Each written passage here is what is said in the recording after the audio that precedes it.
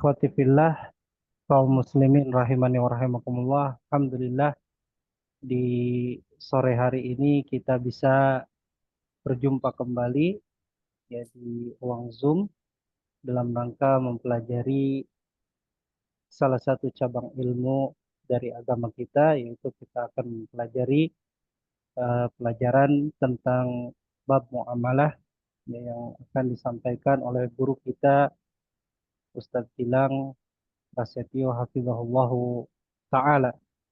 Dan sebelumnya ya, kita niatkan ikhlas belajar kita ya, supaya diganjar oleh Allah Azza wa Jalla.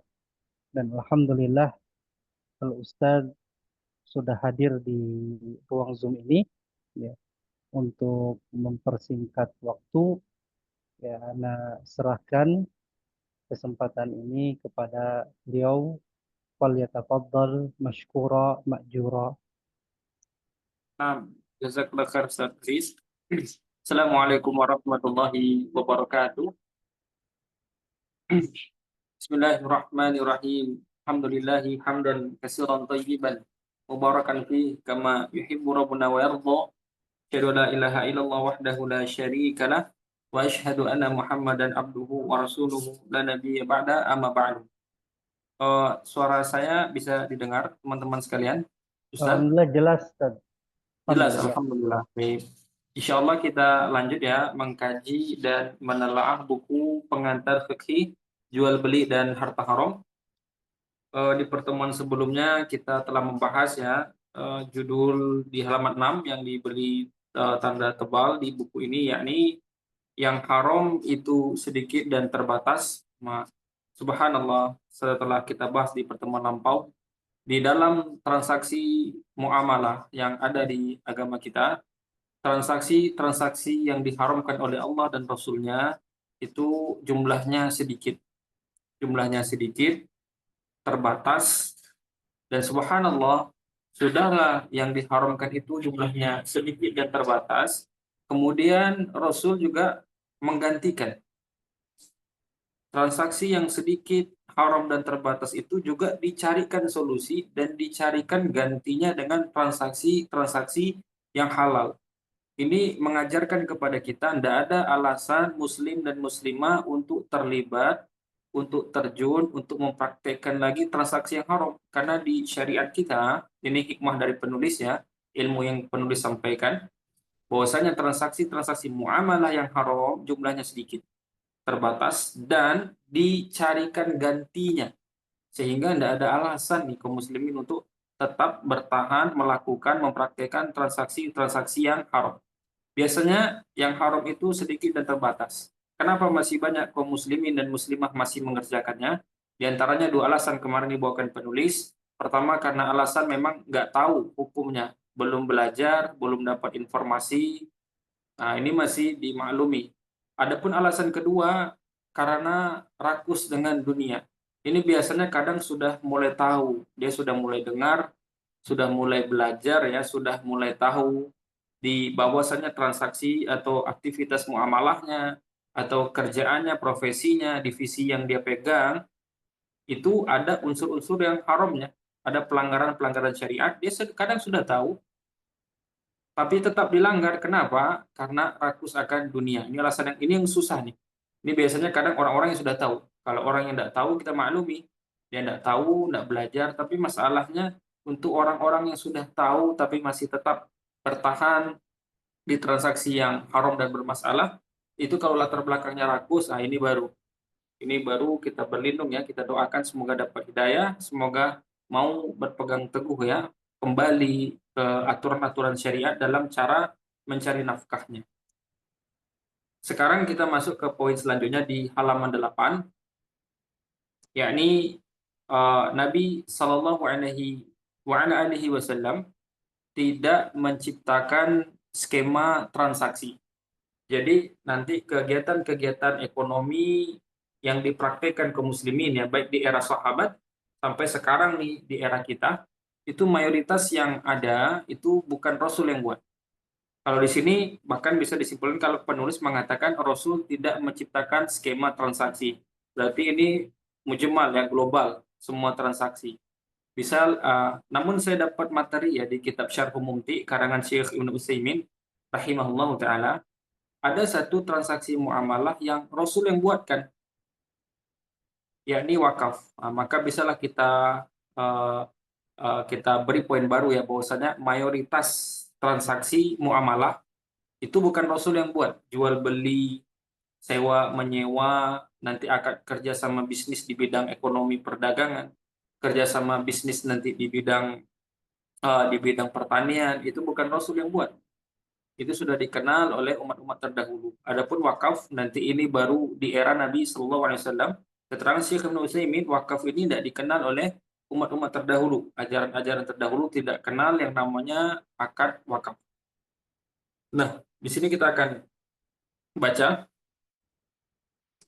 model transaksi yang dipraktikkan di zaman para sahabat adalah kelanjutan dari skema transaksi yang sudah dikenal di masyarakat sejak masa silam.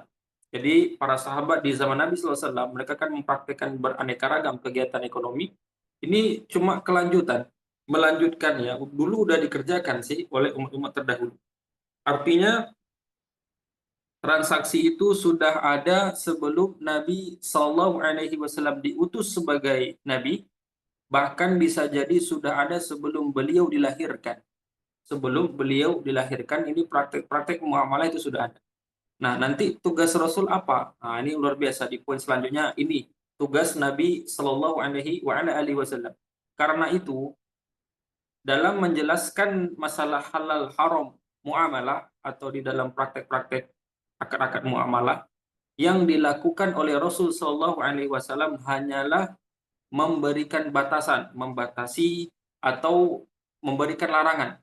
Kalau ada yang dilarang nanti disampaikan. Jika di sana ada unsur pelanggaran. Jadi Rasul itu ya seperti seorang verifikator, tukang memverifikasi.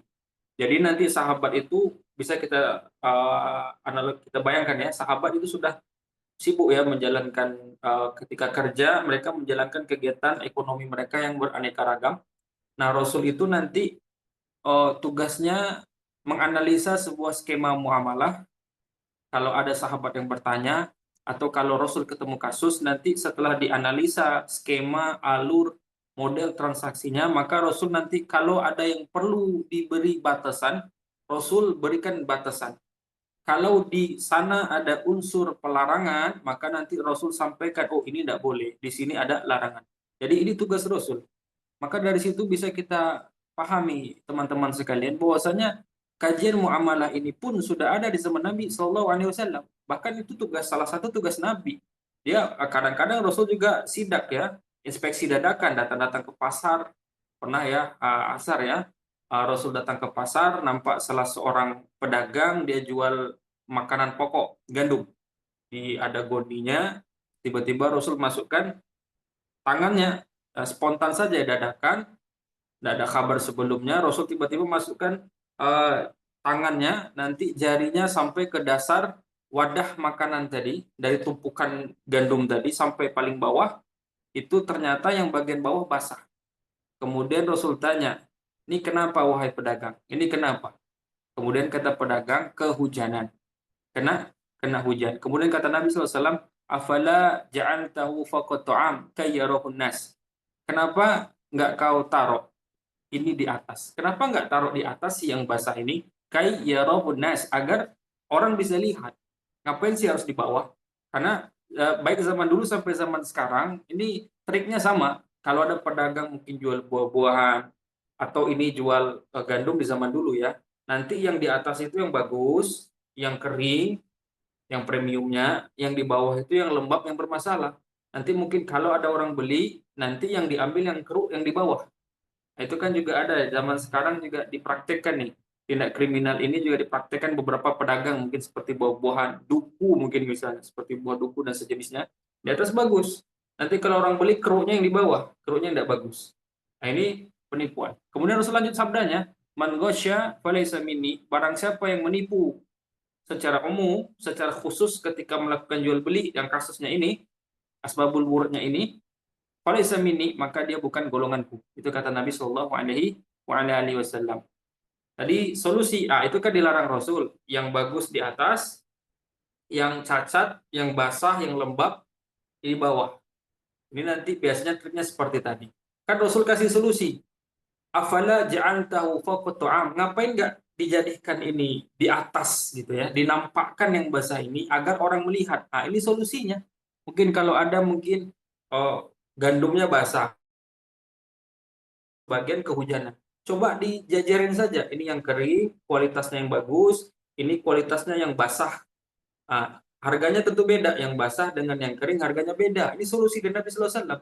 Jadi ketika orang hendak beli, dia bisa timbang. Dia mungkin uangnya mampu beli yang kering dan bagus, silahkan dia beli. Atau ada sebagian kaum muslimin, ekonominya terbatas, mungkin dia mampunya beli yang lembab. Kondisi yang lembab biar nanti dijemur sendiri, dia bisa makan seperti itu. Nah, mengapa? Sama seperti di kita ya kan ada jualan barang sortiran juga, atau jual cabai misalnya, ada yang masih bagus, ada yang udah patah-patah, ada yang mungkin sudah sedikit menghitam-hitam, harganya kan bervariasi. Orang kalau nampak ada cacat di sana, orang bisa mengukur, dia ingin beli yang mana dengan ada unsur penipuan. Ini di antara bentuk sidaknya Nabi SAW di pasar, dan bentuk ada juga tersirat di hadis, ada solusi itu dilarang, ada solusinya. Nah, jadi bagian tugas Nabi SAW untuk melakukan verifikasi akad, mempelajari skema-skema yang dipraktikkan sahabat, kemudian memberikan batasan kalau memang ada hal-hal yang perlu dibatasi hukumnya biar menjadi boleh, atau menyampaikan larangan kalau sekiranya di dalam transaksi yang dipraktikkan para sahabat secara khusus dan kita secara umum, kalau ada pelanggaran-pelanggaran, disitulah nanti ada, oh ini dilarang, ini tidak boleh. Ya, tadi kan, man ghasya falaysa minni, barang siapa yang tipu, bukan golonganku. Nah, jadi kalau tipu-tipu dalam dagang, maka dia bukan golongan Nabi Shallallahu Alaihi Wasallam. Yang mana sekarang ya marak ini orang dagang dengan menipu, dengan merekayasa, dengan mengkamuflase barang-barang yang mungkin seperti elektronik, mobil, kendaraan ya, itu dipoles sebagus mungkin, tapi di dalamnya rusak. Kadang orang baru sampai rumah, sampai rusak banyak yang sampai seperti ini. Nah itu ya. Ini tugas Nabi SAW. Berarti kan praktek seperti kegiatan muamalah ini sudah ada di zaman Rasulullah SAW.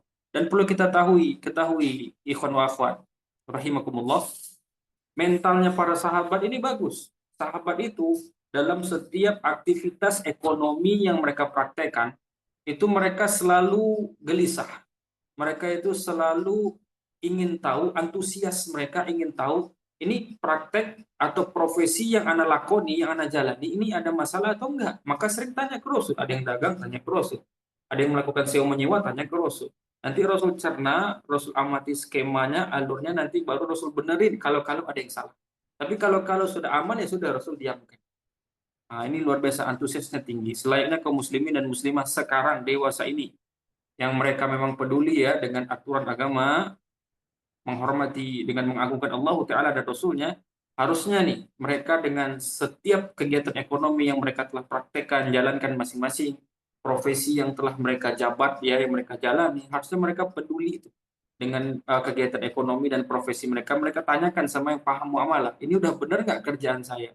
Ini udah benar nggak transaksi saya? Ini udah benar nggak akadnya? Ini ada masalah nggak dalam klausul kesepakatan atau SOP dan segala macamnya? Harus. Sahabat dulu seperti itu mentalnya. Terutama orang-orang yang sudah ngaji. Kemarin kita sempat singgung ya. Ini pengalaman dan juga banyak yang sampai ke kita, bahwasanya kajian fikih muamalah itu kajian yang ditakuti oleh ikhwah-ikhwah yang sudah mengaji. Karena ini masalah cuan ya. Sebagaimana pengalaman yang kita alami, kalau ikhwah yang sudah mengaji ya, kalau disampaikan ilmu tentang ini adalah syirik, ini adalah bid'ah, maka mereka sangat-sangat mudah untuk meninggalkan itu. Seperti membalik telapak tangan. Tapi kalau disampaikan, akhi itu haram, akhi itu akadnya bermasalah, ini susah. Kenapa? Karena konsekuensinya mereka harus resign, harus ganti pola, harus siap pelanggan berkurang, harus siap relasi berkurang, goncang ekonominya, makanya tak maju mundur. Beda. Kalau muamalah kalau disebut itu transaksinya haram, sudah. Bisa-bisa nggak datang kajian. Tapi kalau itu syirik, besok bisa ditinggalkan. Itu bid'ah, besok hari itu pun ditinggalkan syirik dan bid'ah. Tapi kalau transaksinya disebut ada yang haram, itu susah. Nah, kadang banyak ya sengketa dan satu lainnya. Jadi itu penting. Kita harus kembali, kita mengikuti sunnah, mengikuti para sahabat. Nah, mental sahabat sangat bagus dalam masalah muamalah. Mereka antusias bertanya ke Rasul dan siap ketika Rasul sebut itu tidak boleh, itu dilarang, mereka akan siap 100% tanpa pikir dua kali, tanpa mencari-cari celah, mencari 1001 alasan. Enggak, mereka langsung tinggalkan. Itu mental sahabat sallallahu radhiyallahu anhum radhiyallahu anhum. Nah, lanjut. Jadi itu tugas Nabi SAW ya, dia mengecek setiap transaksi muamalah yang dipraktikkan para sahabat. Kita bisa lihat beberapa kasus berikut atau ada dalil ya bahwasanya praktek muamalah mayoritasnya bukan Rasul yang buat, tapi sudah ada sebelum Rasul dilantik menjadi Rasul, bahkan sebelum Rasul dilahirkan. Di antaranya pertama ada namanya transaksi salam. Di sini penulis buat transaksi salam. Ringkasnya salam itu kalau bahasa Indonesianya pesan carikan. Jadi transaksi salam kalau di bahasa Indonesia pesan carikan. Seperti jual beli inden, jual beli spesifikasi, ini pesan carikan. Pesan carikan. Ya, kita disebutkan deskripsinya, ciri-cirinya, mungkin kalau itu ditimbang, timbangannya jelas. Ini namanya jual beli salam. Ringkas cerita, tatkala Rasul hijrah ke Madinah, di awal-awal hijrah baru sampai di Madinah, ternyata jual beli salam ini banyak ya dipraktekkan oleh para pribumi Madinah, para sahabat yang di Madinah, mereka terbiasa melakukan transaksi salam terhadap objeknya kurma nanti. Salah satu objek transaksi salamnya adalah kurma. Nanti mereka itu melakukan transaksi ya, mereka itu beli kurma tapi untuk tahun depan. Kurma kan panennya sekali setahun. Jadi mereka beli kurma, tapi kapan diserahkan kurmanya, nanti temponya tahun depan. Bahkan mereka nih beli kurma, contoh, akhi, aneh beli kurma 5 ton, tapi untuk tahun depan. Berarti serah barangnya yang 5 ton tadi tahun depan. Bahkan sampai untuk 2 tahun depan periode penyerahannya. Akhi, Anda beli kurma 5 ton, nanti serah terimanya 2 tahun kemudian. Berarti panen yang kedua. Atau sampai yang ketiga, ini dipraktikkan. Jadi Rasul tak kala sampai di Madinah, ternyata para sahabat atau pribumi Madinah sudah terbiasa melakukan transaksi salam. Objeknya kurma. Dan Rasul dari Mekah, pohon kurma nggak ada. Dan di Madinah lah Rasul lihat transaksi salam ini. Nah, ini sebagaimana ada hadis ya, hadis sahih Bukhari dan Muslim dari Ibnu Abbas radhiyallahu anhu. Ibnu Abbas mengatakan, menceritakan qadima Rasulullah sallallahu alaihi wasallam al-Madinah wan nasu yuslifuna fi samar al-'am wal 'amaini aw salasah. Tatkala Rasul sampai di kota Madinah di pertama hijrah dan manusia alias para sahabat di Madinah itu terbiasa melakukan transaksi akad salam. Ada yang mengatakan as-salafu, ada as-salamu. Kalau di sini yuslifu berarti as-salaf. As-salam bermakna as-salam. Maknanya sama. Kita pakai istilah salam saja. Ternyata Anas, manusia, para sahabat di sana, pribumi di sana, terbiasa melakukan jual beli salam untuk buah-buahan. Nah, yang waktu serah terimanya untuk tahun depan, pengadaan barangnya, atau untuk 2 tahun kemudian, atau bahkan sampai untuk 3 tahun kemudian. Serah terima barangnya, saya beli kurma 5 ton, nanti kamu serahkan asli 3 tahun kemudian. Faqala Rasulullah sallallahu alaihi wasallam, kemudian Rasul bersabda memberikan tanggapan ya terkait praktik mereka, man aslafa fi tamrin falyuslif fi kailin ma'lumin wa waznin ma'lumin ila ajalin ma'lumin. Rasul bersabda, barang siapa yang melakukan transaksi salam, pesan carikan, jual beli inden atau jual beli spesifikasi, barang siapa yang melakukan akad salam, maka hendaknya dia berakad salam itu terkait objek yang kailin ma'lumin dengan takaran yang jelas, wa waznin ma'lumin dan timbangan yang jelas, dan ila ajalin ma'lumin dan waktu penyerahannya harus jelas. Nah, di sini Rasul memberikan batasan. Jadi kalau siapa yang ingin lakukan akad salam, maka perhatikan harus ya timbangannya harus jelas, takarannya harus jelas, waktunya serah terimanya harus jelas. Nah, berarti ada 3 di sini. Takaran jelas, timbangan jelas, waktu jelas, baru transaksi salam menjadi boleh. Transaksi salam ini banyak sekali dipraktikkan ke muslim. Intinya pesan carikan. pesan carikan, seperti pre-order misalnya. Oh, ada orang mungkin pergi dari Pekanbaru, mungkin dia pergi ke Jakarta. Mungkin di sana ada seperti konveksi atau mungkin jual pakaian yang murah misalnya. Pakaiannya sudah ready ya. Nanti dia sampaikan dia lagi di Jakarta, ada enggak yang berminat pakaian-pakaian seperti ini. Atau ada orang yang minta carikan, tolong carikan pakaian Pak di Jakarta yang ciri-cirinya seperti ini, ukurannya seperti ini, warnanya seperti ini, jenisnya kain benangnya seperti ini. Nah, itu nanti kalau pesan carikan, itu disebut jual beli salam. Atau mungkin sepeda motor. Tolong carikan sepeda motor second, mereknya A, warnanya hitam, tahunnya tahun sekian, bahan bakarnya bensin, misalnya. Nah, nanti harganya berapa, itu nanti transaksi salam. Bahkan di kantor-kantor juga banyak. Ada yang konsul ke kita, di kantornya biasanya transaksi salamnya yaitu carikan komputer 10 unit, tipenya seperti ini, speknya yang seperti ini, mungkin yang tahun sekian, 10 unit. Nah, ini biasanya transaksi salam. Nah, transaksi salam, tadi dari hadis, tadi ada 3 ketentuan dari Nabi SAW. Adapun menurut para ulama, persyaratan ditambah oleh para ulama, kita mungkin akan bahas ya 5 syarat transaksi salam. Salam itu biasanya banyak, kita pelajari 5 saja, ini udah cukup ya. 5 transaksi salam sehingga dia menjadi boleh. Kalau salah satu syarat dilanggar, berarti salam ini tidak diperbolehkan. Pertama, transaksi salam, ijma, sepakat ulama, uangnya harus cash 100% di depan. Nggak boleh DP, bahkan baru 90% uangnya nggak boleh. Nah, jadi akad salam yang seperti tolong carikan ini, pesan carikan. Ada satu lagi biasanya untuk transaksi salam, objeknya itu biasanya barang-barang yang sudah ready. Katakanlah sebelumnya mungkin barang ini dari sebuah perusahaan, tapi barang ini sudah ready, sudah menjadi stok, sudah ditaruh di gudang. Atau biasanya barang-barangnya hasil bumi, hasil alam, buah-buahan, binatang misalnya, tumbuh-tumbuhan. Nah, ini biasanya seperti itu. Bedakan ya, perhatikan, bedakan. Objeknya bukan objek yang butuh proses pembuatan. Karena kalau objek itu butuh proses pembuatan, seperti konveksi, seperti catering, itu kan butuh diproses dulu. Seperti yang butuh proses pembuatan lah, seperti tukang jahit, seperti catering tadi. Kalau yang butuh proses seperti pembuatan ya, custom, nempa, ini akadnya beda. Itu tidak akad salam nanti. Kalau akad salam, barangnya sudah ready, sudah selesai diproses, siap dipasarkan, atau barangnya barang-barang hasil alam ya. Nah, itu perbedaannya. Kalau barang yang butuh proses pembuatan, akadnya sendiri nanti, namanya istisna. Pesan buatkan. Kalau salam, pesan carikan. Kalau istisna, pesan buatkan. Nah, ini yang nempa, yang custom itu di sini babnya bedakan. Jadi perhatikan akad salam.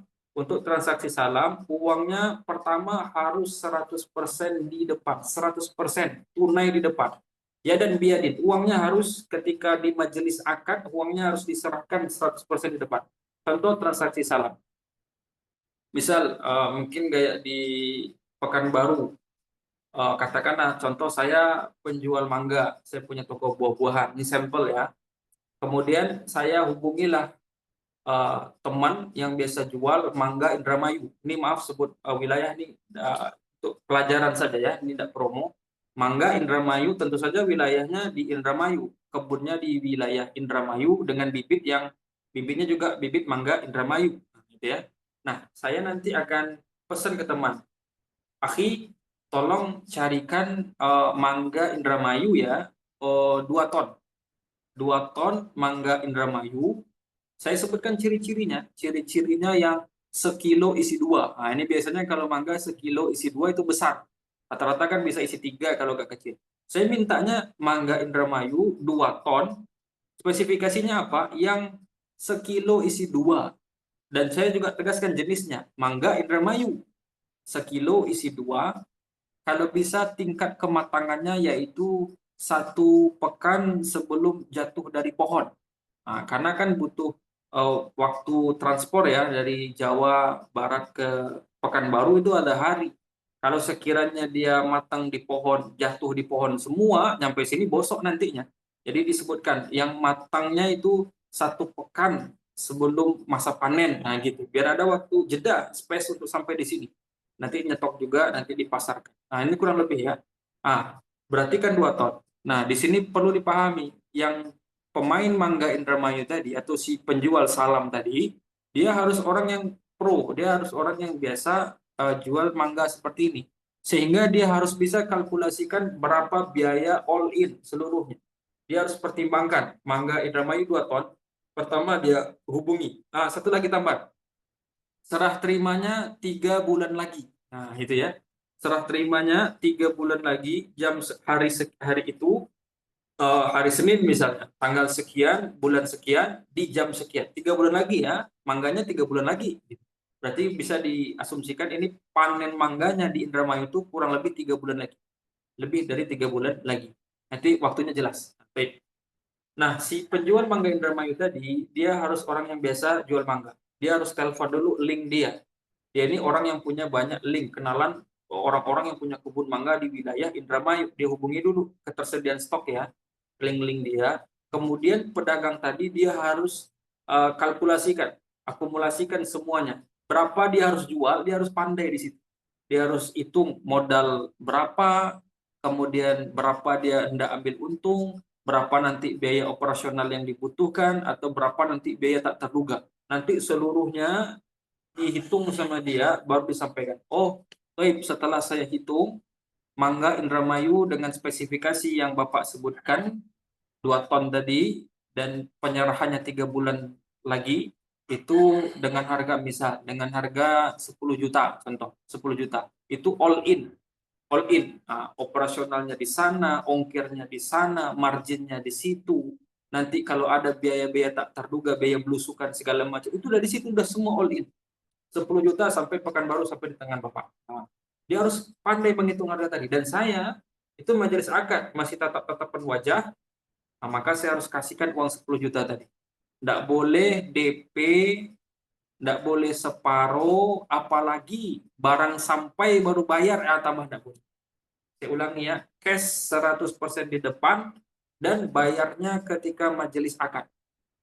Kalau sekiranya, biasanya di kantor-kantor, instansi ya, jual beli pesan carikan laptop yang 10 unit tadi, contoh ada yang konsul kita 10 unit, spesifikasinya seperti ini, mereknya seperti ini, ditanyakan ke toko besar.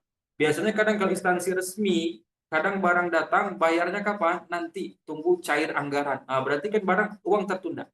Kita kembali ke salam, transaksinya perhatikan, syaratnya uang 100% di depan. Kalau sekiranya seseorang melakukan transaksi salam seperti mangga tadi, dan saya tidak bayar 100% di depan, yakni 10 juta, katakanlah saya kasih DP, saya DP dulu ya Pak, 3 juta, 7 jutanya nanti mangga sampai. Atau saya bayar 9.500.000 nih Pak, 500.000 lagi nanti besokkah atau ketika barang sampai. Kalau tidak full 100% di depan, sepakat ulama, ijma, jual belinya haram. Kenapa haram? Karena dinamakan bai' kali bil kali, yakni jual beli hutang dengan hutang. Apa makna hutang dengan hutang? Tertunda dengan tertunda. Apa maknanya? Jual beli salam itu sudah jelas barangnya nggak ada. Si penjual sudah jelas tidak punya barang, karena akan diserahkan mangga tadi 3 bulan kemudian. Nah, si pembeli pun uangnya nggak dikasih 100%. Maka barang tertunda, uang pun tertunda. Maka namanya baik dain bidain atau baik kali bil kali. Dan ini ijma haram. Seluruh ulama, seluruh mazhab sepakat itu haram. Paham ya? Jadi ini diperhatikan. Jadi semua bentuk pesan carikan alias transaksi salam, jual beli inden, jual beli spesifikasi, uangnya harus 100% di depan. Karena untuk jual beli saya kasih 4 poin ya, mungkin bisa dicatat. Ada 4 poin. Pertama, kalau ada uang tunai, barangnya ada, si penjual punya barang, si pembeli pun uangnya ada. Kalau sama-sama ada, maka sepakat ulama seluruhnya diboleh. Ini normal. Ada uang, ada barang. Kondisi kedua, uang tunai 100%, barangnya yang tertunda, ini boleh ijma karena ini disebut jual beli salam. Uangnya harus tunai, barang TT, barang tidak tunai. Ini boleh. Yang ketiga, barangnya tunai, uangnya tidak tunai, tapi barangnya ada. Si penjual punya barang. Adapun uangnya tidak tunai, maka ini pun sepakat ulama boleh, namanya baik taksir atau jual beli kredit. Kredit itu barangnya ada, uangnya cicil atau DP dulu, itu namanya kredit. Atau baik taksir itu namanya kredit ya, atau baik muajjal, nah, itu ya. Nah, itu boleh, ijma boleh. Yang tidak boleh, barangnya tidak ada, uangnya pun DP. Nah, itu tidak boleh. Banyak kadang orang pre-order ya, barang-barangnya bukan barang yang butuh proses pembuatan. Barang-barang yang sudah ready stock, hasil alam. Kadang mereka bikin pre-order dan minta DP, gitu ya. Berapa orang yang pesan minta DP. Dia mau jual, saya mau jual barang dengan ciri-ciri seperti ini, seperti ini, seperti ini. Dan orang pada DP. Nah, itu tidak boleh. Ijma, sepakat ulama itu haram, namanya jual beli kali bil kali. Jadi dipahami ya. Nah, itu tadi syarat pertama jual beli salam, bahwasanya uang harus 100% di depan. Syarat yang kedua, untuk transaksi salam, jenis jenis barangnya, ciri-ciri barangnya itu harus jelas. Ciri-ciri barangnya, kriteria barang harus dijelaskan biar bisa membedakan satu barang dengan barang yang lain. Mudah syarat kedua. Syarat yang ketiga, takaran. Takaran barangnya, volume barangnya harus jelas. Volumenya juga harus jelas. Nah, itu syarat yang ketiga. Saya ulang ya, syarat pertama, uang harus cash 100% di depan. Syarat yang kedua, jenis ciri-ciri barang harus jelas. Syarat yang ketiga, itu volume, takaran barang harus jelas, kilonya, gramasinya harus jelas. Kemudian syarat keempat, barangnya tidak boleh muayyan, tidak boleh muayyan. Barangnya, objek transaksi salam itu tidak boleh muayyan. Apa maksud barang yang muayyan? Barang yang muayyan adalah barang yang tertentu, barang yang ditunjuk, itu tidak boleh. Barang yang tertentu, barang yang ditunjuk, ini tidak boleh menjadi transaksi salam. Jadi transaksi salam, barangnya harus global, jangan barangnya spesifik, jangan ditunjuk barang, tapi barangnya harus tidak muayyan, yaitu tidak tertentu, tidak ditunjuk. Contoh barang yang muayyan, yang terlarang ya untuk transaksi salam, misal ada sepeda motor di dekat kita. Kita bilang ke teman, akhi, tolong carikan saya sepeda motor dengan spesifikasi tertentu. Kemudian dia tanya, seperti apa ciri-ciri motornya? Oh, ciri-ciri motornya yang itu ya, yang itu. Ditunjuk motornya, BA-nya pun ditunjuk, yang ini motornya.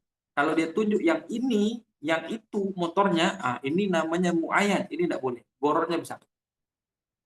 Tapi yang boleh adalah tolong carikan saya sepeda motor seperti apa? Yang seperti ini. Yang seperti ini ya motornya. Seperti ini, bukan yang ini. Bedakan. Yang ini itu penunjukannya jelas, muayyan namanya. Tapi kalau yang seperti ini, sampelnya ya, yang seperti ini berarti itu ghairu muayyan. Yang boleh untuk akad salam adalah tidak boleh muayyan. Objeknya tidak boleh muayyan. Karena kalau sudah bisa, yang jamaah sudah bisa membedakan muayyan dengan tidak muayyan? Bisa? Objek muayyan tidak boleh menjadi objek salam.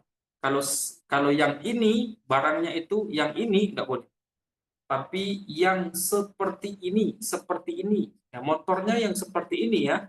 Sehingga peluang mencari motor yang seperti itu luas. Itu diboleh. Contoh dengan Mangga Indramayu tadi. Kalau saya pesan, Pak, tolong carikan mangga Indramayu 2 ton, yang sekilo isi 2, serahkan 3 bulan lagi, dengan ciri-ciri yang dia 1 pekan sebelum masa panen. Dan saya tegaskan, Pak, mangga Indramayunya harus dari kebun Pak Haji. Nah, kalau saya tentukan kebunnya itu muayyan, tak boleh untuk akad salam. Padahal di wilayah Indramayu, orang yang punya kebun Indramayu, katakanlah ada 20 orang yang punya kebun Indramayu. Pak Haji salah satunya. Kalau saya pesan salam, saya bilang, Pak, mangga Indramayunya harus dari kebun Pak Haji, titik, dilarang. Karena gorornya besar. Gorornya dari mana? Karena kalau saya tekankan, saya tentukan harus dari kebun Pak Haji, tidak ada jaminan kebun Pak Haji itu sukses panennya. Tidak ada jaminan kebun Pak Haji itu bisa memenuhi kuota mangga yang saya pinta 2 ton. Kemudian kalau saya tentukan harus dari kebun Pak Haji, orang yang mencari mangganya kesusahan. Karena kalau ditunjuk tempatnya, biasanya orang akan memonopoli harga. Jadi si pencari salam ini tidak leluasa untuk belusukan mencari mangga di titik termurah. Kan hikmahnya dia bisa cari di titik termurah. Saya beli mangga untuk 3 bulan lagi biar dapat harga murah. Orang yang carikan dia juga bebas leluasa mencari seluas wilayah Indramayu agar bisa mendapat mangga Indramayu di titik harga termurah. Tapi kalau harganya harus dari kebun Pak Haji, biasanya tahan harga. Ini tidak boleh. Nah, karena gorornya besar. Tapi berikan pencari salam ini leluasa. Pokoknya selama wilayah tadi Indramayu, selama mangga-mangga di kebun tadi bibitnya pun mangga Indramayu bibitnya, maka dia beri kebebasan dari kebun manapun silahkan. Yang penting terpenuhi kuota 2 harga biar dia cari titik termurah karena dia ingin dapat untung. Nah, jadi ya perhatikan objek akad salam tidak boleh muayyan. Kalau muayyan susah. Contohnya kalau di Pekanbaru biasanya ya, kalau ada sebagian yang mungkin pernah ke Pekanbaru, biasanya ubi ya, ubi Cilembu. Saya tidak tahu Cilembu ini daerah mana. Daerah ada yang tahu? Jawa Barat atau di mana Cilembu ini? Biasanya di sini terkenal ubi Cilembu. Biasanya kadang ada orang-orang kaya di sini, dia tanya, dia cerita, Ustaz, anak kalau order ubi Cilembu ini langsung dari wilayah Cilembu. Langsung dari kebun yang paling aslinya. Ternyata yang jual ini klaim di wilayah Cilembu tadi, dia klaim bahwasanya kebun dia yang satu-satunya asli ubi Cilembu. Adapun kebun lain selain kebun dia ini tidak asli Cilembu, cuma di kebun dia tok yang asli Cilembu. Alhasil orang apa ya tergiring ya opininya, orang-orang pada beli ke kebun dia saja. Alhasil apa? Banyak permintaan, stok terbatas. Alhasil harga mahal. Dia bisa monopoli harga karena orang dia klaimnya ubi yang paling tercilembu cuma di sini. Sisanya enggak ubi Cilembu. Jadi orang dari berbagai kota sampai di Pekanbaru pesannya cuma ke situ. Alhasil ya supply and demand kan. Supply-nya terbatas, demand permintaannya tinggi. Dia bisa mainkan harga. Ini kan tidak bagus. Untuk jual beli salam tidak boleh seperti itu. Barangnya harus tidak boleh muayyan. Bisa ya bedakan, semoga bisa paham bedakan barang muayyan dengan tidak muayyan. Kalau barang muayyan tidak boleh untuk akad salam. Tapi kalau barangnya tidak muayyan maka boleh untuk transaksi salam. Ini ada pertanyaan yang masuk. Kita selesaikan satu syarat lagi. Baru kita masuk tanya jawab. Syarat yang kelima, ini nanti bisa ditanyakan kalau tidak paham materi atau besok bisa ditanyakan lagi. Syarat yang kelima, untuk waktu ya, waktu penyerahan harus jelas. Ila ajalin ma'lumin, kata Nabi SAW. Waktu penyerahan akad salam ini harus jelas. Terkait masalah waktu penyerahan akad salam, ulama membagi menjadi 2. Ada istilahnya salam hal.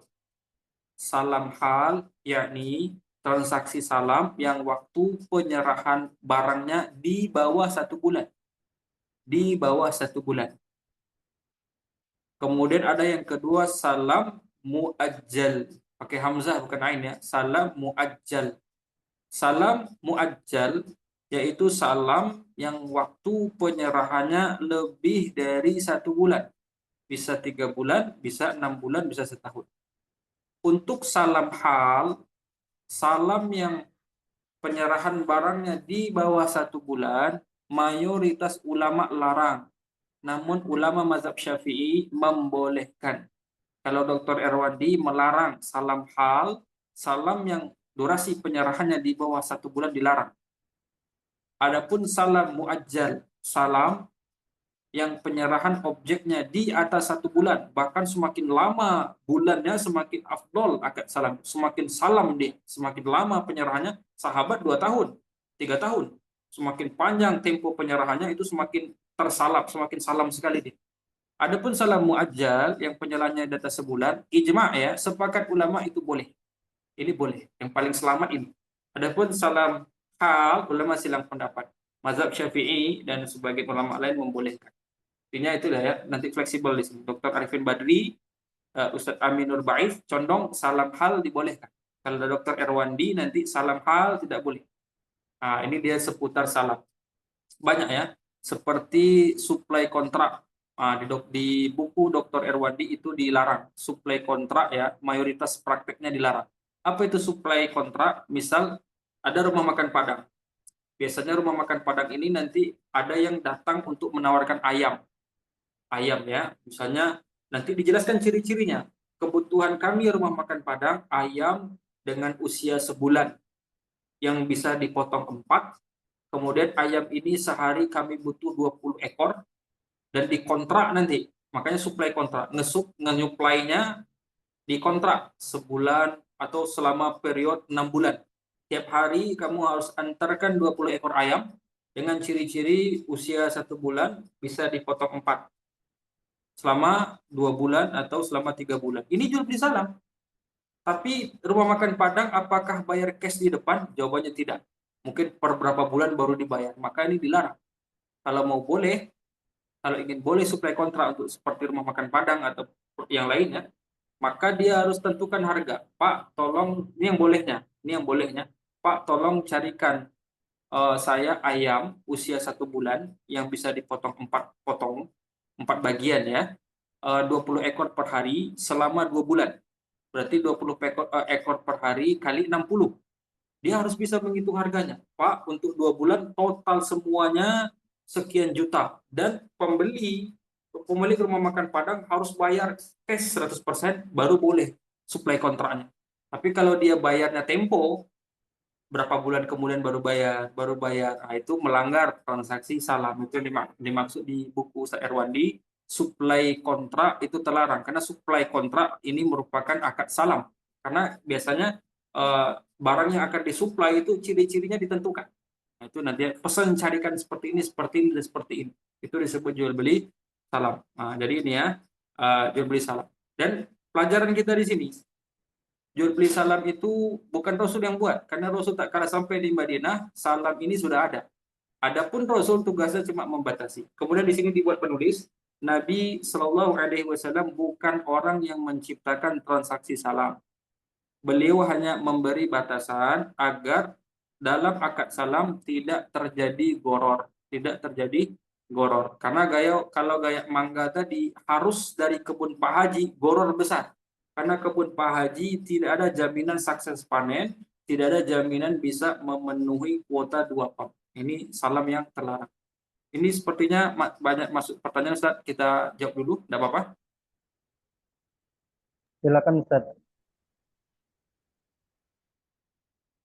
Ini yang mana yang dulu nih?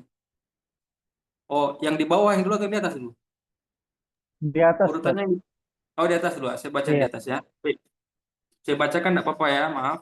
Assalamualaikum warahmatullahi wabarakatuh. Waalaikumsalam warahmatullahi wabarakatuh. Ahsanallahu ilaikum wa yak. Afwan, izin bertanya, gimana hukumnya jual online atau reseller barang tertentu yang barangnya tidak dimiliki sama reseller tersebut, tapi cuma modal promosi saja. Jazakallahu khair, barakallahu fiik. Baik. Reseller, kita perlu pahami, reseller itu ada 2. Ada reseller yang dia selaku trader, dan ada yang dia reseller memang dia wakil dari pemilik barang. Untuk reseller yang dia adalah seorang trader, contoh, di Pekanbaru pernah ada yang konsul ke kita tatkala saya mengisi workshop reseller ini sendiri di Masjid RJ, Rodatul Jannah Islamic Center. Dia tanya, dia ikut ke agenan skincare. Jadi dia reseller skincare, pusatnya di Jakarta.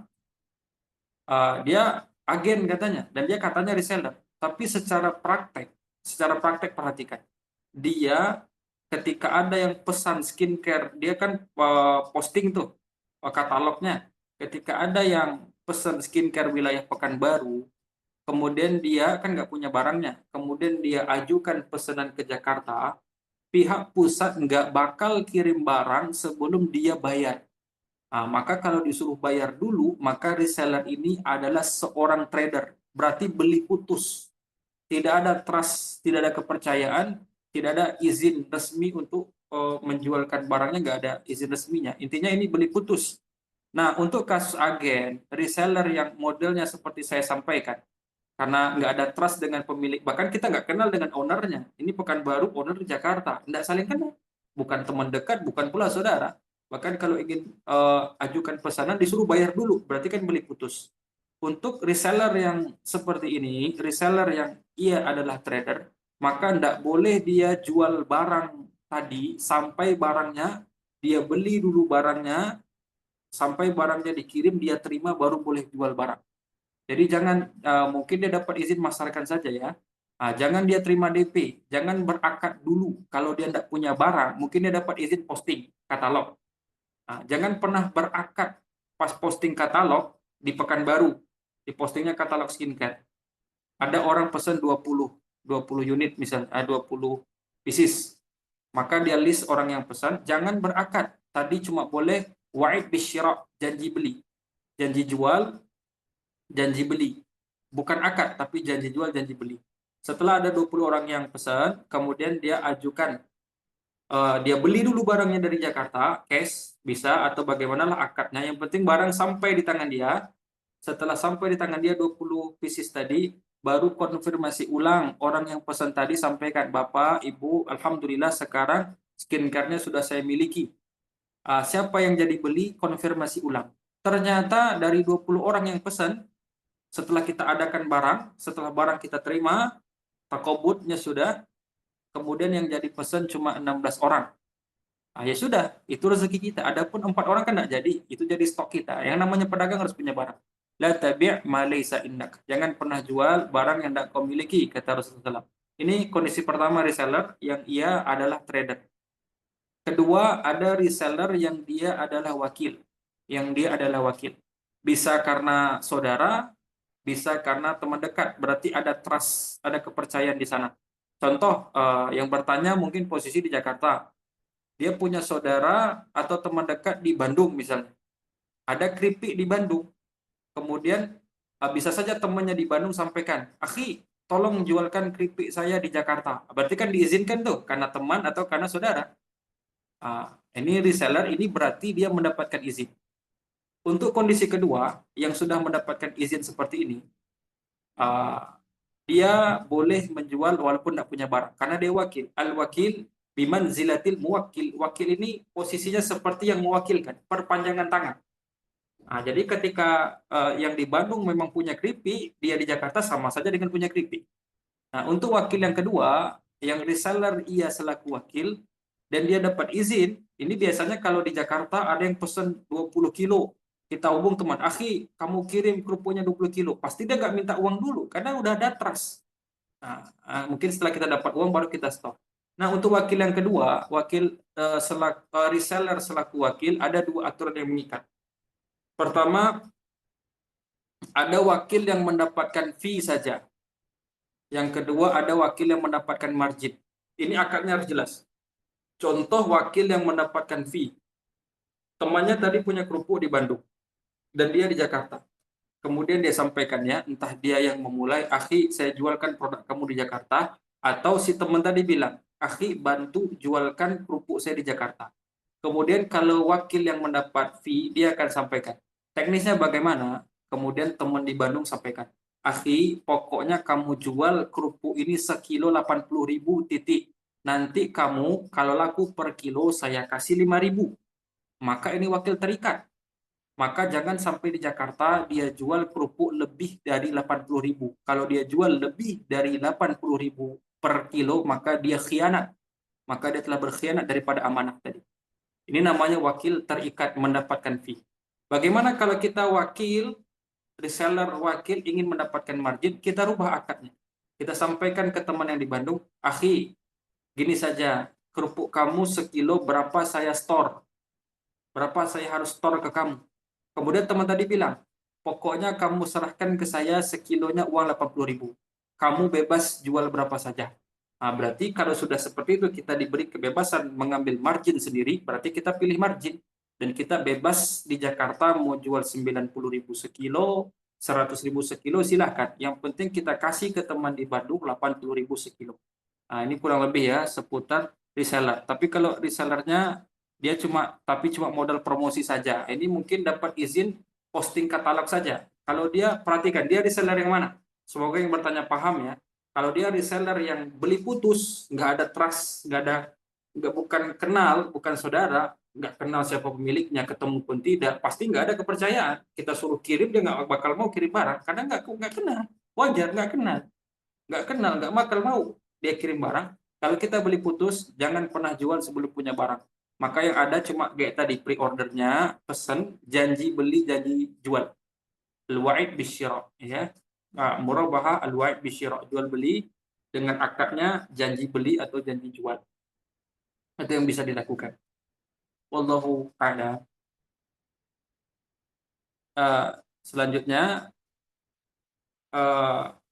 Bismillah, izin bertanya, bisnis kakak saya membuat mesin pengecatan coating powder.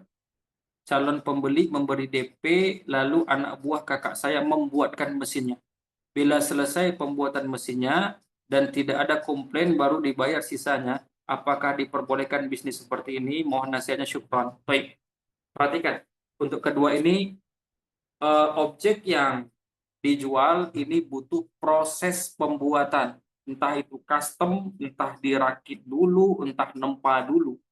Nah, untuk transaksi yang objeknya butuh proses pembuatan, nama akadnya adalah istisna. Istisna apa? Istisna adalah pesan buatkan.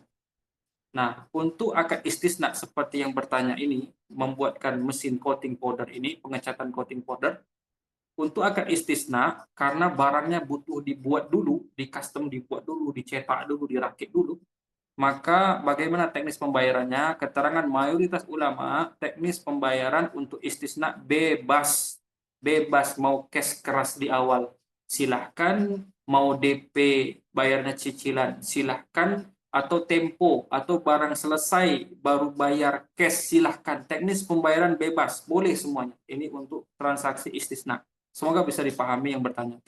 Ada yang lain ditanyakan? Atau yang bertanya mungkin ada yang belum paham, bisa dilanjut.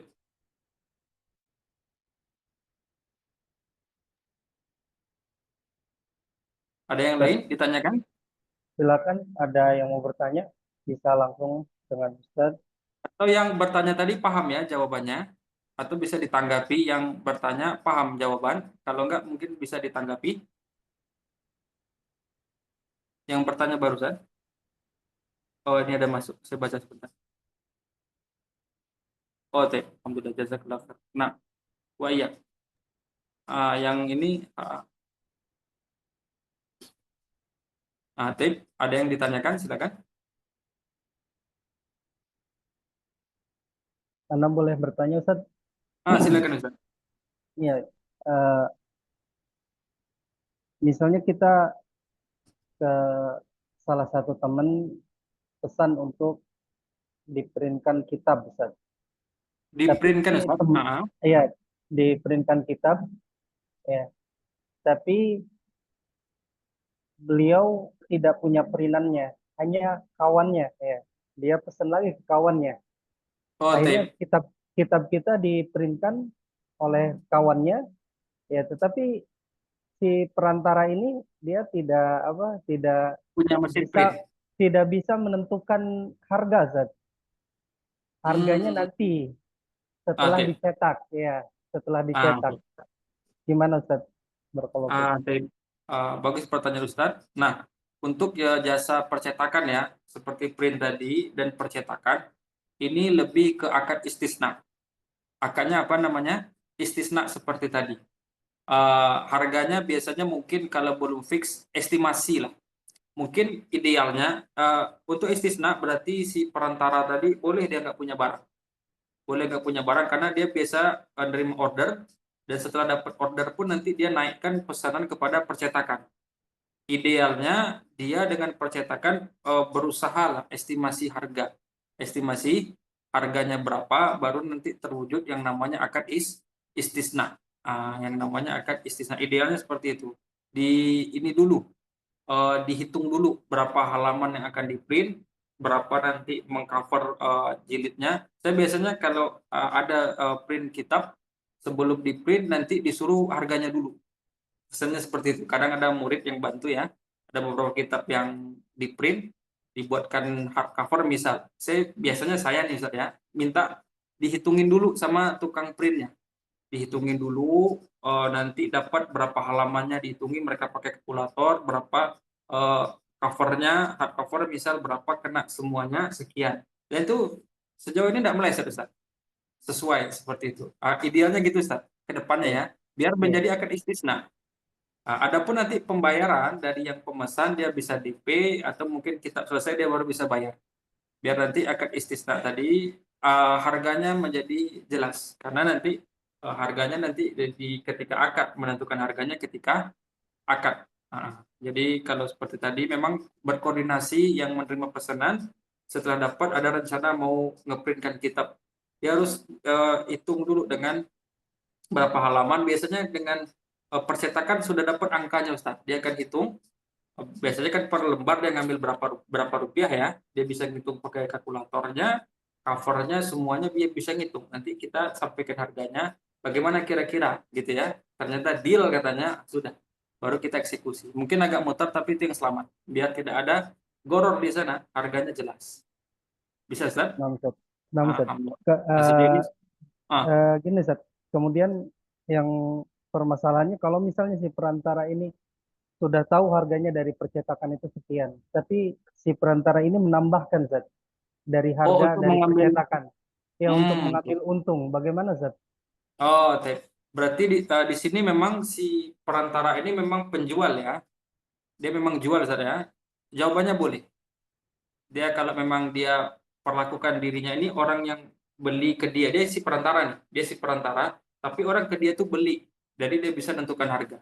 Jadi setelah dapat hitung-hitung dulu dengan si percetakan, nanti dia ingin naikkan ngambil untung, istisna boleh. Ini persis seperti keterangan Dr. Erwandi. Saya lihat keterangannya di Sabda TV ya, terkait buku beliau. Terkait buku beliau. Misalnya ada orang pesan ke beliau bukunya. Beliau nggak ada bukunya nggak ada. Akhirnya beliau naikkan bukunya, berapa pesan Bu? 20 eksemplar misalnya. Dinaikkan ke percetakan di berapa cetak, dan dia ngambil untung sendiri. Dan dibolehkan. Seperti itu dibolehkan. Boleh.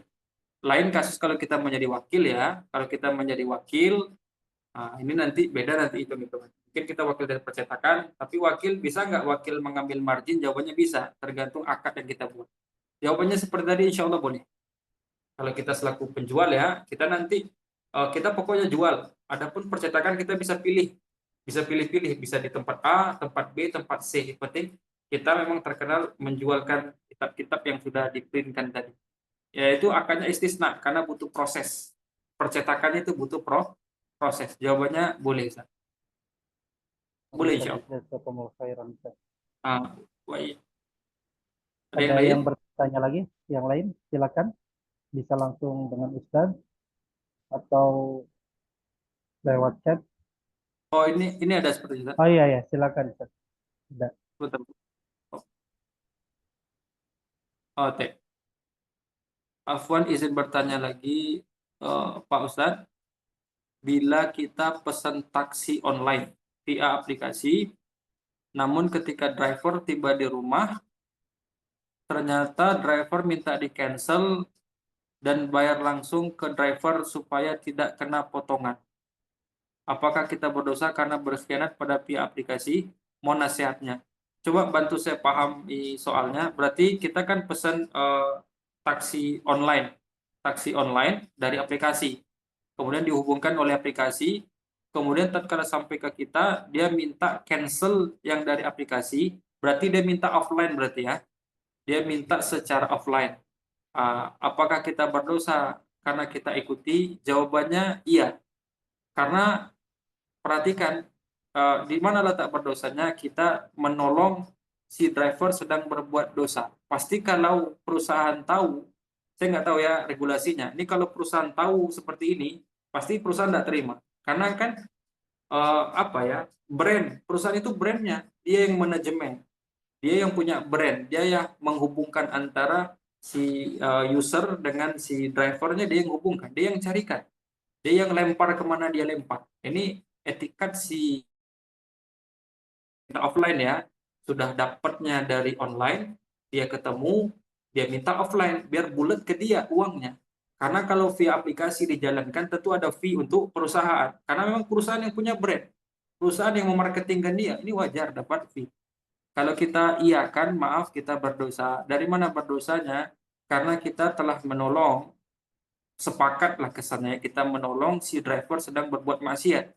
Si driver sedang berkhianat, kita malah tolong. Allah Ta'ala berfirman, wala ta'awanu 'alal ismi wal 'udwan. Jangan tolong menolong dalam berbuat dosa dan berbuat permusuhan. Jadi ini tidak boleh, kedepannya tidak boleh. Kalau tolong koreksi ya, benar nggak pemahaman saya terhadap soal? Kalau benar, maka tidak boleh. Kalau dia inginkan offline, dia tidak boleh. Karena dia tidak ingin memberikan fee kepada perusahaan. Dia lari dari itu. Padahal dia ada regulasi, ada akad yang dia sepakati seperti itu. Wallahu a'lam.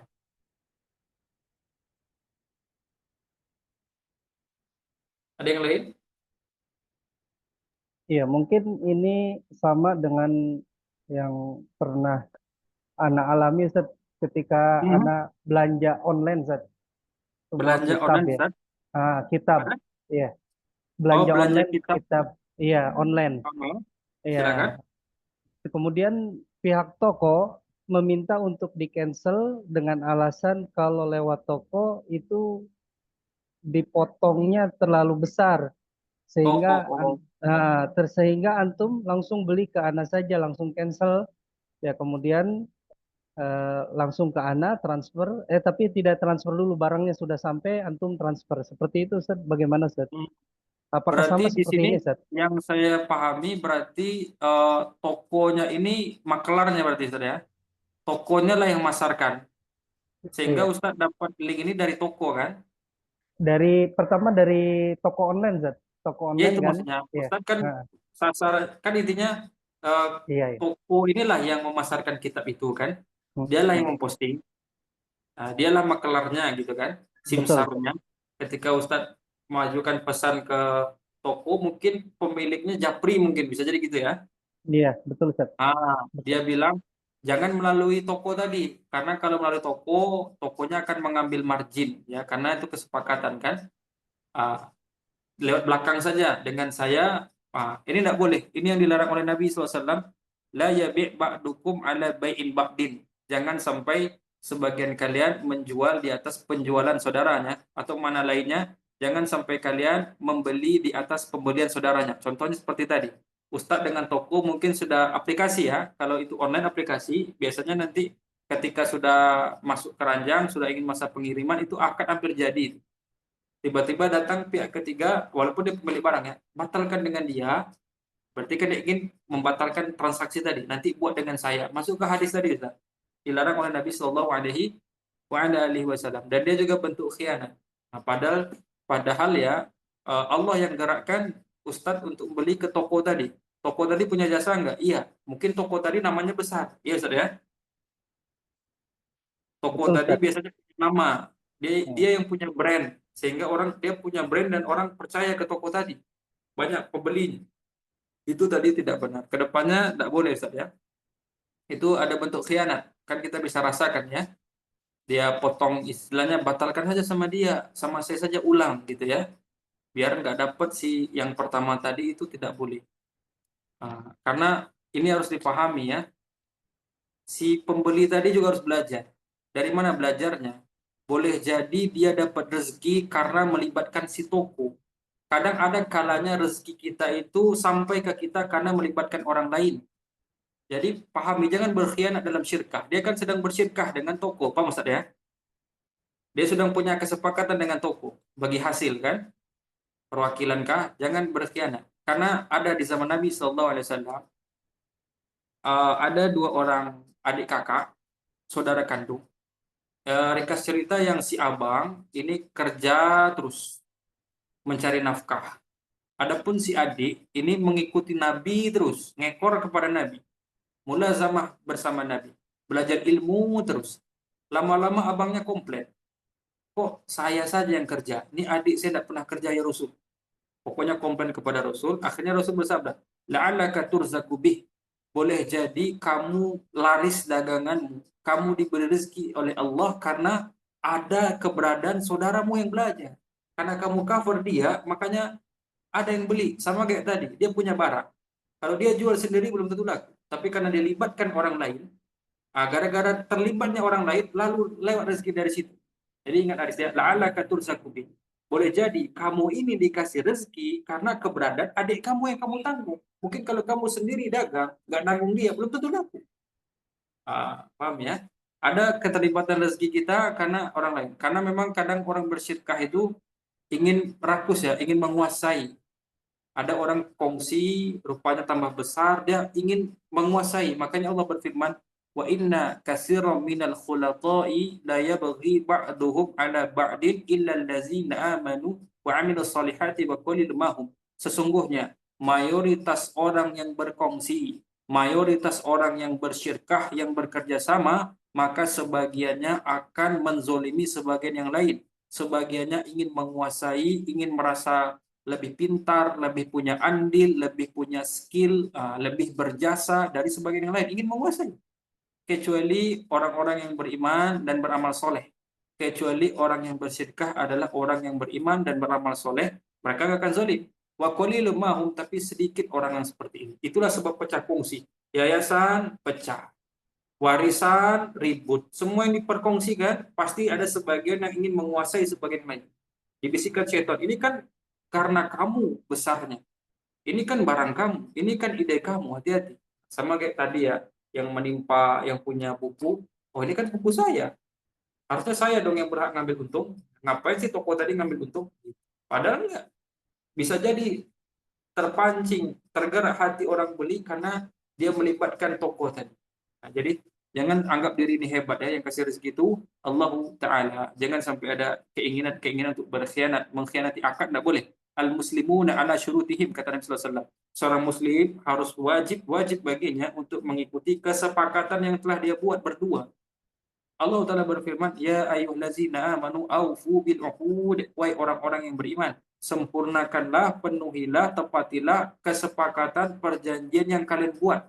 Si penjual buku tadi kalau sudah bikin kesepakatan dengan toko dan mereka telah sepakat isinya, tidak ada unsur kezaliman, menyelisih Quran dan Sunnah, tidak ada isinya menyelisih Quran dan Sunnah, wajib ditaati. Tidak boleh dia suruh seperti tadi, termasuk driver ini, termasuk penjual tadi. Pasti ada kontrak yang mereka buat. Jadi tidak boleh dilanggar tanpa alasan yang benar. Wallahu a'lam. Bisa dipahami Ustaz? Nah, jazakumullah khairan, Ustaz. Dan Nama ya. pertanyaan ini apakah sama sama yang sebelumnya, Ustaz? Yang tadi. Sama.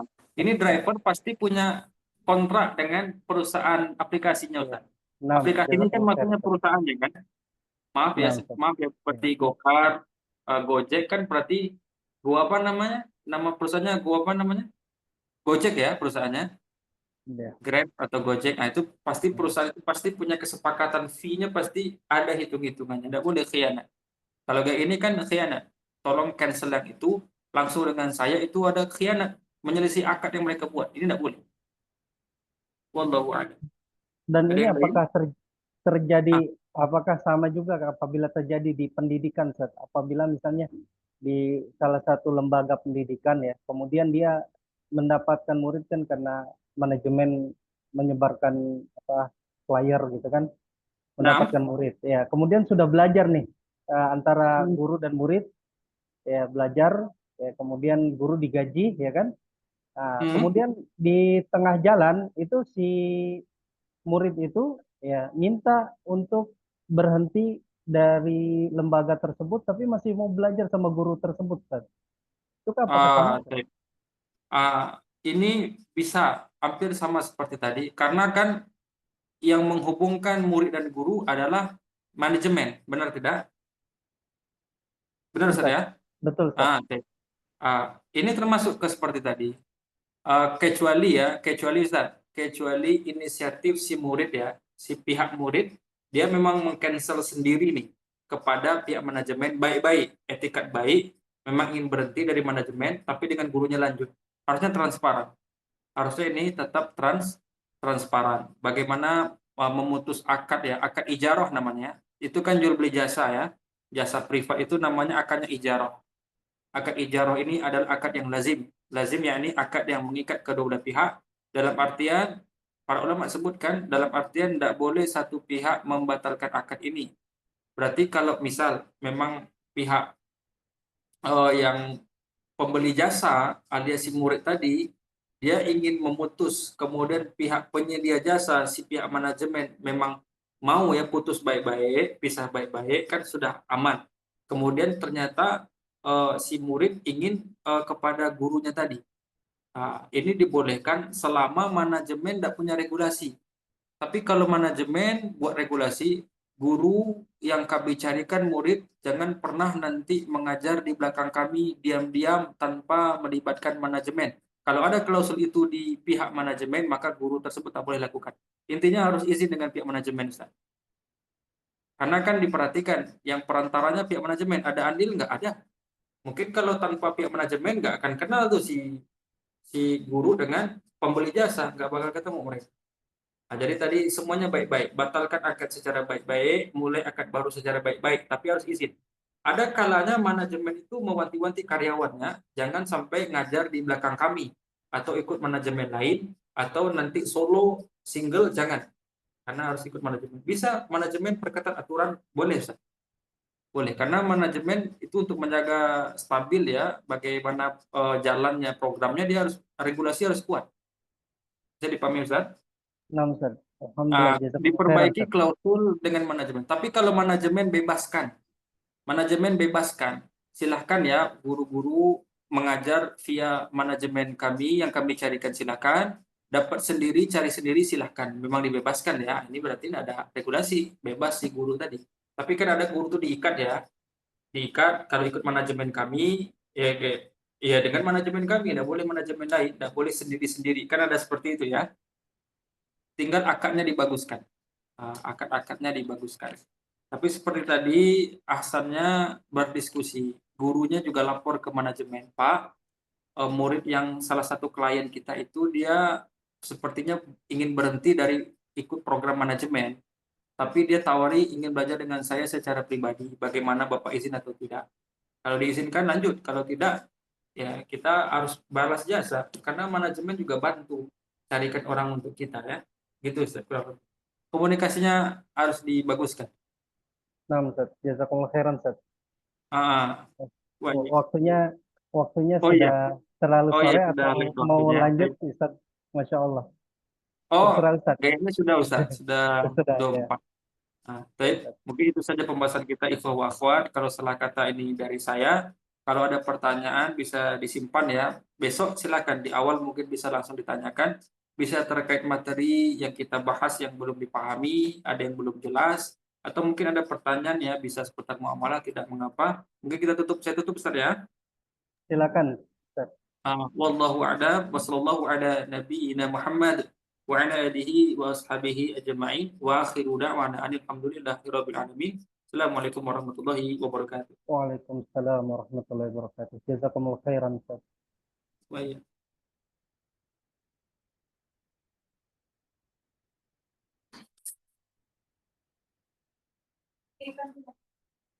Hmm?